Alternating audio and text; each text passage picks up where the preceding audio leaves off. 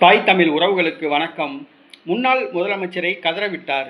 முன்னாள் முதலமைச்சரை கதறவிட்டார் என்ற தலைப்பில் இந்த காணொளியை காண்கிறோம். 2026 தமிழ்நாடு, பாண்டிச்சேரி, கேரளா, அஸ்ஸாம், மேற்கு வங்காளம் ஆகிய மாநிலங்களுக்கு தேர்தல் நடைபெற்றது. மேற்கு வங்காளத்தில் 15 ஆண்டு காலமாக திரிணாமுல் காங்கிரஸ் ஆட்சியில் இருந்தது. நடைபெற்று முடிந்த சட்டசபை தேர்தலில் படுதோல்வி அடைந்தது. மம்தா பானர்ஜி தான் போட்டியிட்ட தொகுதியிலேயே தோல்வி அடைந்தார். மொத்தம் 80 தொகுதிகளில் மம்தா பானர்ஜி கட்சியான திரிணாமுல் காங்கிரஸ் வெற்றி பெற்றது.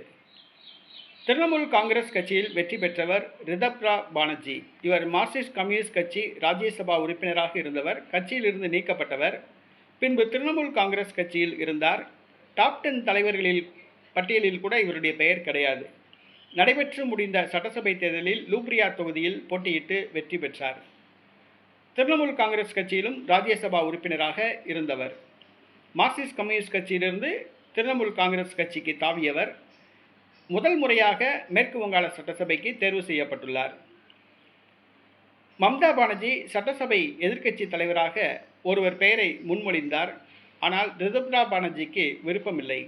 உடனடியாக பாஜக தூண்டுதலின்படி திரிணாமுல் காங்கிரஸ் சட்டமன்ற உறுப்பினர்கள் 60 பேரை தன் வசப்படுத்தினார். தலைவராக தன்னை தேர்வு செய்ய வைத்தார்.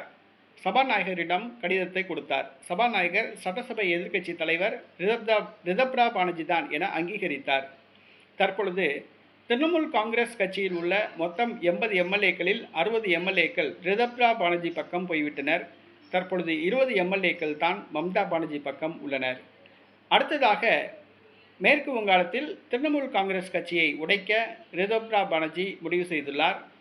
மம்தா பானர்ஜியை கட்சியை விட்டு நீக்கலாம், கட்சியை தன் வசப்படுத்தலாம், கட்சி கொடியையும் சின்னத்தையும் தன் வசப்படுத்தலாம். தற்பொழுது ஆட்சியில் இருந்து இறங்கி 1 மாதத்துக்குள் மம்தா பானர்ஜியை கதறவிட்டார் ரிதப்ரா பானர்ஜி. ஆட்சியை இழந்த மம்தா பானர்ஜி கட்சியையும் இழப்பாரா, கட்சியை காப்பாற்றுவாரா என்பது தெரியவில்லை. ஆனால் மக்கள் செல்வாக்கு மம்தா பானர்ஜிக்கு தான் உள்ளது என்பது குறிப்பிடத்தக்கது.